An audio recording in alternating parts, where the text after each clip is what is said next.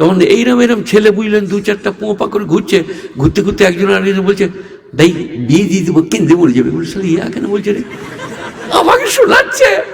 আমি তখন বললাম সালে এটা তো আমার ডায়লগ, এই জুমার দিনে উজুখানাই কেন বলছে, এই এই হাসছি কেন বে, তোর বিয়ে দিয়ে দেবো, কেঁদে মরে যাবে। আপনারা এটার কিছু বুঝলেন?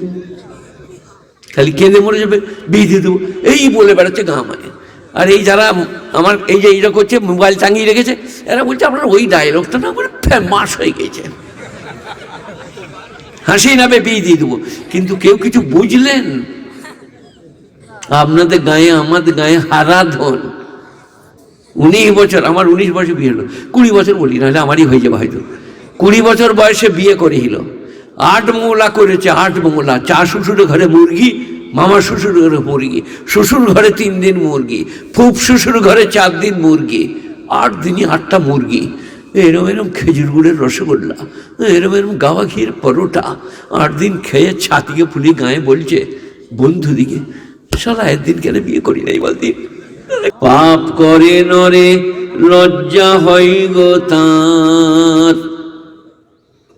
এই কারণে প্রথমেই আরম্ভ করছি, ঘরে কাজ করুনি, ঘরে কাজ করুনি, সিঁড়িটা ভালো করে পৌঁছে নাই। 8 জন লোক ধান লুলুচ্ছে, জোয়ানি ঘাসগুলো ভালো করে উপড়াই নাই। একজন লোক গাইকে খেতে দিচ্ছে, ছানির সাথে পানি দিয়ে খোল দেয় নাই। মুনিব বলছে এক্ষুনি বেরিয়ে যাবে, ভাত পাবি না। আর গিন্নি বলছে হ্যালো, কি করে সিঁড়িটা পুঁচেছিস, কাজ করে খাবি, বেরো দূর হ, ঝাঁটা করে বেরুবো। সিঁড়ি পুচার ভুলে, ছুঁচো উড়াই নাই তার ভুলে। আর আমরা চুরি, ডাকাতি, মিথ্যা, প্রবঞ্চনা, নামাজ না পড়া, রোজা না রাখা, হজ না করা, জাকাত না দেওয়া, দাড়ি চাঁচা, ব্যভিচার করা, আল্লাহ একদিনও ভাতের প্লেটটা কেড়ে নেয় নাই। বেরো দূর হ, ভাতের প্লেট রাখ। মমতার 14 ফাদার, 14 পুরুষ ভাত দিতে পারবে না। মুদির 14 ফাদার আপনাকে একটা চাল দিতে পারবে না। আল্লাহ বলছে আমি ভাত কেড়ে নি নাই।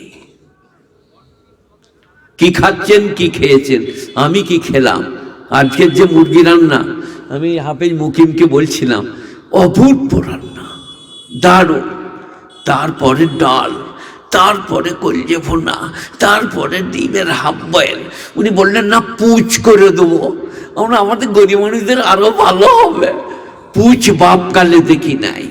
কিন্তু আমি ভালো করে সুবহানাল্লাহ এশার নামাজের পরে পড়তে পারি নাই, তসবি করি নাই।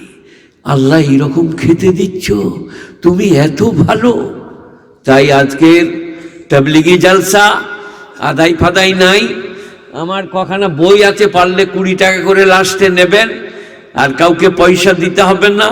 আর লাস্টে আমার সঙ্গে মুসাফা করতে গেলে, পীরের সাথে মুসাফা করলে পয়সা লাগে, একটু পয়সা দিয়ে মুসাফা করবেন।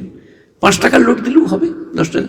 ফ্রিতে মুসাফা হবে না, কারণ আমাকে লাস্ট এনেছে সাদা দাড়ি।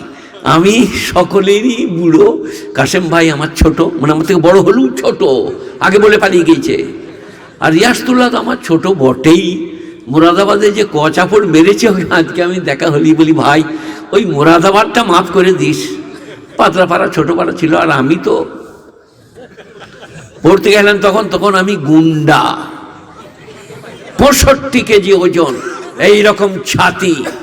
ডাক্তার রানিসুল আম্বিয়া মরহুম আমার সেক্রেটারি, মাদ্রাসার কোনো ছেলে দোষ করলে বললেন ওকে শুতে বলা, শকতকে বলো ওর ওপর দিয়ে চলে যা। আমরা সারা ওর 5 জন ভেঙে যাবে যে, বলে না তুই চলে যা ওর ওপর দিয়ে। কাজে কাজে আজকে আমাকে লাস্টে দিয়েছে, আমি বুড়ো মানুষ, আমি গুটি কয়েক কথা বলবো, বেশিক্ষণ পারবো না। আমি অসুস্থ, সুগারের রুগী। আর এখন এই যেটুকু এসেছি বলছি, মহান আল্লাহর মহাকৃপা, মহান আল্লাহর মহাকৃপা। গ্যাজেট হয়ে গেছে, শকত মারা গেছে, বহু লোক দেখতে গেছে। আমি এইভাবে শুয়েছিলাম মা করে, কাউকে দেখি নাই, কে দেখতে এসছে কাউকে চিনি নাই, মারা গেছে। আজ হয়তো এখনো মরে নাই, এরপরে ঘন্টাখানেকের মধ্যে মারা যাবে। সে আবার এসে বসে আপনাদের সামনে কথা বলবে, তাঁর কৃপা। কার?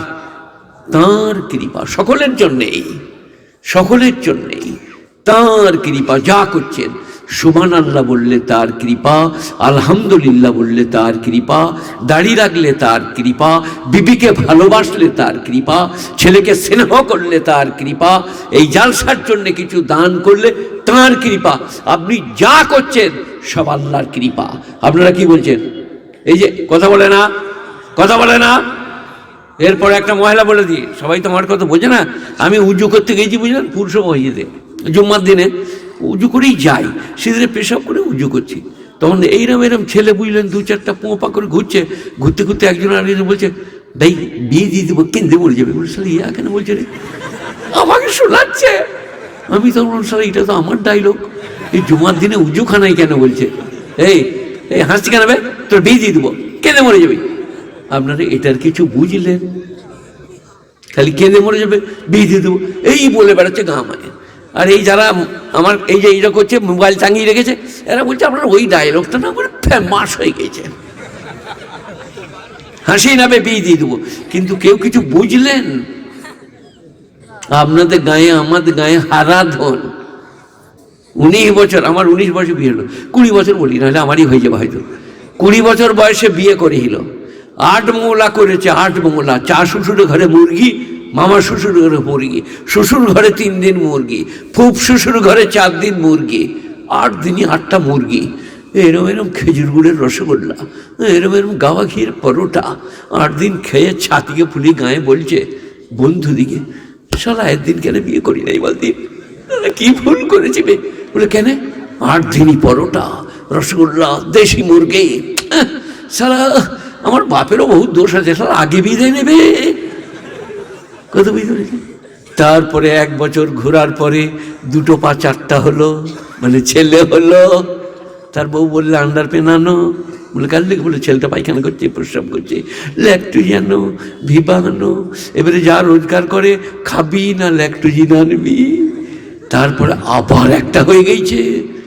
এবারে শালা স্ত্রী বলছে তুমি বিয়ে করতে গেলে কেন আনতে পারবে না, দাও মিজরি আনো গা, ল্যাকটোজিন আনো গা, ওষুধ আনো গা। শালা মাঠ থেকে ছুটে এসে খাবে কোথাও, আবার ওষুধ আনতে ছুটে যে আমরা দিকে কাটোয়া দিয়ে শেষকালে সর্দি করে গেছি, দিয়ে নাক দিয়ে শিয়ান গড়াচ্ছে বুঝলেন। আর মাছি সুযোগ ঘুরে বেড়াচ্ছিল, বলে কোথা বসবো, ওই শালার নাকে বসি, শিয়ান গড়াচ্ছে। মাছি এসে বসেছে, আর ও তখন বলছে শালার মাঝি পালাবে, বাপকে বলে তোর বিয়ে দিন হবে, আমার মতন শিয়ান পড়বে। এবারে বুঝলে যে হাসিস না, বিয়ে দিয়ে দেবো, কেঁদে মরে যাবি, খালি শিয়ান গড়াবে। সারা রাত বিবির পায়ে ধরে বলবে যে ভুল কাজ করেছি, দীপালি মাফ করে দে, আর কোনোদিন বিয়ে করবো না। এমনি খেপামো নাকি? বিয়ে দারুণ ভালো জিনিস, খুব ভালোবাসুন, শ্বশুর ঘর রোজ যান, কিন্তু মা মাতার তাজ, মা মাতার তাজ। আম্মা জান আসছি, আম্মা জান যাচ্ছি, আম্মা জান দোয়া করবেন, আম্মা জান আপনার জন্য আঙ্গুর এনেছি, মারাত্মক জিনিস এটা বেটাদের জন্যে। আর স্ত্রীদের জন্য দন্ত শয়বয় আকার ময়দির কি স্বামী, আসসালামু আলাইকুম, কেমন আছেন, চা করে দেবো, একটা ডিম করব, মুখটা পরিষ্কার করে মাথাটা আঁচড়ে চোখে সুরমা লাগিয়ে কাজল লাগিয়ে পালিশ করে আসসালামু আলাইকুম, টুবো টুবো গালে হাসবে, গালে টোল পড়বে, স্বামী খুশি হবে। বিশ্বনবী বলছেন যে স্ত্রীর মুখ দেখে স্বামী খুশি হবে সে বিবি জান্নাতি। কত সহজ। কিন্তু আমাদের মেয়েদের উল্টো, মাদুরওয়ালা, মশারিওয়ালা, কাপড়ওয়ালা আমাদের ঘর দিয়ে এসো, মনে হচ্ছে ওর দুলা ভাই, এই লোক কি কেলে ওকে কেন ডাকছিস, তো দামাদকে বলগা যে মশারিওয়ালা এই কিনে দে। বলে না ওরা পারবে না, ওরা মরদ মানুষ ঠকে যাবে, ও জিতবে আর কি। হায় হায় হায়, মেয়েরা সাদা সিধে সরলা, তা না হলে মরদরা এত ঠকিয়ে খেতে পারতাম না। আমাদের এই তো মুরগি আজকে, এরা সব কলকাতায় থাকে, ভেতরেই না দারুণ খাইছে।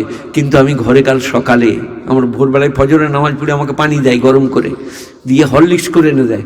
আমি আসমর মাকে কি বলি জানেন, বহুত সুন্দর সুন্দর খেয়েলাম, তোমার হাতের মতো রান্না কোথাও দেখি নাই। সঙ্গে সঙ্গে দরমা থেকে বার করে মুরগির ছানাটা রেখে দিলে টাপা দিয়ে, 11টার সময় জবাই করে বাবুকে খাওয়াবো। আমার হাতের মতো রান্না কোথাও নাই। আমি খাচ্ছি আর মনে মনে করছি, আল্লাহ এত বড় মিছে কথা বলেছি, এই খেপি তো রাঁধতে জানে না, আল্লাহ মাফ করে দিও, না বললে মুরগির ছানা করবে না। তাকে বলে ম্যানেজ করা। এই বেটারা, স্ত্রী সাদাসিধে, সরলা, সহজা, নরম মিজাজ, নরম।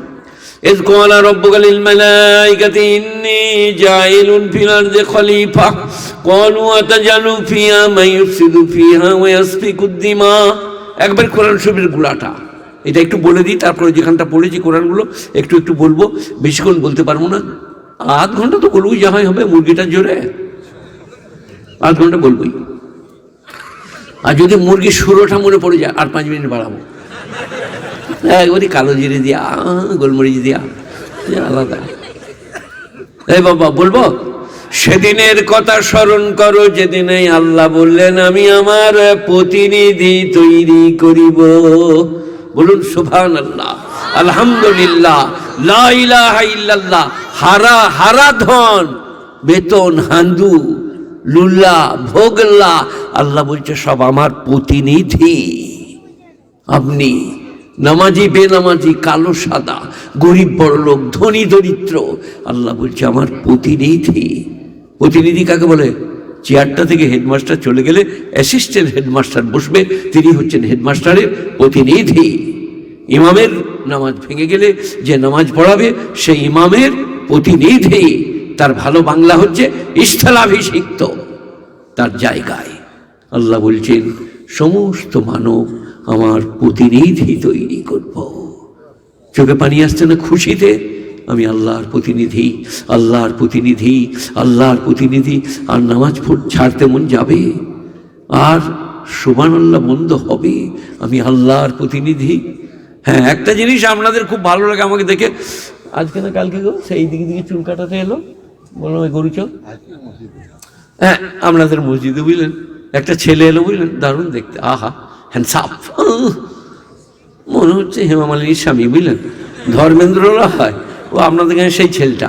কিন্তু তার মাথা দেখছি, বুঝলেন, এই দিকে চুল নাই, এই দিকে নাই, এইখানে আছে, এইখানে আবার নাই। শোন কোথা বাড়ি? আমার এই একটু মানে বদ অভ্যাস আছে, দেখলেই আমি বলবো, সে যেই হোক, কোথা বাড়ি? এইখানেই বাড়ি।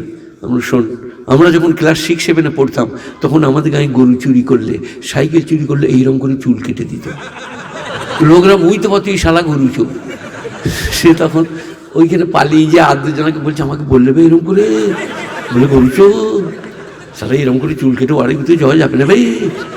এখন আমার প্রশ্ন হচ্ছে, এটা আমি কেন বললাম আমরা আল্লাহর প্রতিনিধি। নবীর সাজে সাজতে আমাদের লজ্জা। কেউ শাহরুখ খান, কেউ বচ্চন, কেউ দেব, কেউ আর কিছু। নবীকে দেখতে পেলেন না? গোটা বিশ্বের সর্বশ্রেষ্ঠ রাষ্ট্রনায়ক, সর্বশ্রেষ্ঠ পথ নির্দেশক, সব থেকে দয়ালু, সব থেকে সুন্দর। আবু হুরায়রা বলছে, দেখো ওরা বলে না যে তোমার মাথায় টুপি নাই, খুব লোক বড় বাবু, বিনা মাথায় উঁচু করে মানে বিনা টুপিতে ওয়াজ করছি, তা বলে দেন যে মোল সাহেব এরকম করুন। তো এখন আমার নবী আবু হুরায়রা বলছেন একটি চাদর গায়ে দিতেন, একটি চাদর পরতেন। আমার নবীকে এত ভালো লাগতো, বিশ্বের কাউকে অত সুন্দর লাগে নাই। দুটো কাপড়ে, একটি চাদর, একটি লুঙ্গি তহবন্দ, আর মাথার চুল থাকতো সমান, আঁচড়ে দিতেন, আপনা আপনি স্মৃতি হয়ে যেত। লিম্মা জুম্মা হুম্মা, এই কানের নরম মাংসটা যেদিকে যতটা যাচ্ছে অতটা পর্যন্ত লিম্মা, জুম্মা তার 2 আঙুল নামই, তার 2 আঙুল নামই হিম্মা, 3 তেরিকা। কিন্তু যদি বলে বড় চুল পিঠে ঝুলিয়ে দেবো, বাউল বৈষ্ণবদের মতো, পিছন থেকে দেখে মনে হবে হেমা ভাবি যাচ্ছে, হারাম, জায়েজ নাই। নবী চুল রাখতেন মাপা, সুন্দর, পরিচ্ছন্ন, দাঁত মাজতেন, গুণীজনেরা জ্ঞানীজনেরা।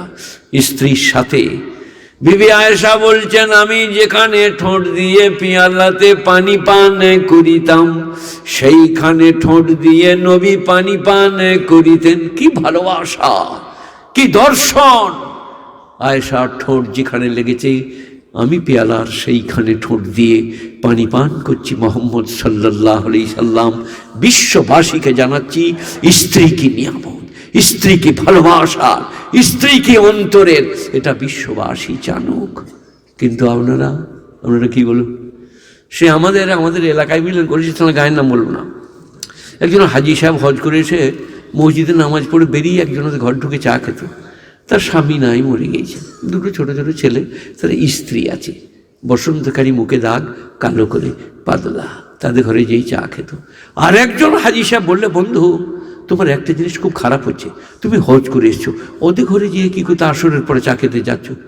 বলে, হাজি সাহেব কি বলবো তোমাকে? বলে, কি বলবি? তোর স্ত্রীর রংটা হচ্ছে দুধে আলতাই খোলা, হলুদের রং, কি সুন্দরী, কি শরীর, কি গঠন। বললে, তুমি বলছো বটে, কিন্তু আমি যখন এদের ঘর যাই না, আর আমাদের ওই লাঙ্গলের মা ঘুরে বেড়ায়, তো মনে হয় হরিণ ঘুরে বেড়াচ্ছে, জানটা জুড়িয়ে যায়। তখন হাইসে বলছে, ধুর শালা জাহান্নামী। এটা আমার ভাষা নয়, হাজি সাহেবের কথাটা বললাম। বললে, আমাদের ঘরকে যখন যায় না, আমাদের সে পেয়ারের মা ঘুরে বেড়ায়, সেই আর মা গো, তো মনে হয় যেন গুদা হাদিটা লেদাস করে চলে বেড়াচ্ছে। এটা হেসে দিলেন যে, এই হাদিস শরীফে যে শয়তান তোমার পরের বিবিকে তোমার চোখে সুন্দরী করে ধরে তোলে, তোমার বিবি তার থেকেও সুন্দরী। বিশ্বনবী দর্শন বলবো, রাস্তাঘাটে যদি কেউ চোখে পড়ে, কে দীপালি, শিফালি, গৌরাঙ্গী, মুঙ্গিলি, গোলাপি, তা আল্লাহর নবী বলছে তুমি ঘরে যাও, তোমার স্ত্রী আছে, এখানেও যা সেখানেও তাই। আসসালামু আলাইকুম দীপালি বলে ঘরে যদি ঢোকো, তারপরে তুমি স্ত্রী সঙ্গম করো অথবা তার কাছে বসে থেকে ভালোবাসা দান করো, নেকি পাবে। সাহাবারা বললেন, ইয়া রাসূলুল্লাহ, স্ত্রী সঙ্গম করা, স্ত্রীর সঙ্গে প্রেম করা, এ তো কামনা বাসনা চরিতার্থ করা। আল্লাহ নবী বললেন, ওটা যদি অন্য কোথাও করিতে, বলে কঠিন গুনাহ। এই কারণে বিবি গমন করিলে, বিবির কাছে যেই আর কি করলে, তার সঙ্গে আপনার দিকে হাস্য কৌতুক করলে নেকি লেখা হবে। সবাই করবো আজ থেকে। কোথায় বাঁশ তালাইলা,